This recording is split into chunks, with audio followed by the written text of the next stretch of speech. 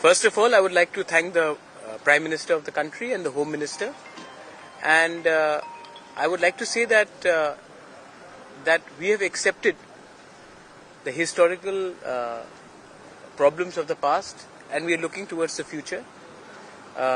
मैं सबसे पहले प्राइम मिनिस्टर, होम मिनिस्टर और त्रिपुरा के ऑफिशियल्स, होम सेक्रेटरी सबका धन्यवाद कहना चाहता हूं। शुरुआत तभी होती है जब हम मानते हैं कि इतिहास में हमारे साथ कुछ अन्याय हुआ हो।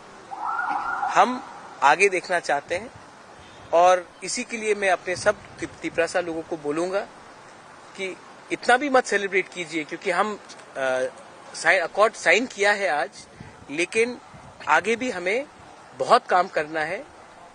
जॉइंट वर्किंग कमेटी के बाद अपने जमीन के लिए, अपने भाषा के लिए, अपने पॉलिटिकल राइट्स के लिए, इकोनॉमिक राइट्स के लिए।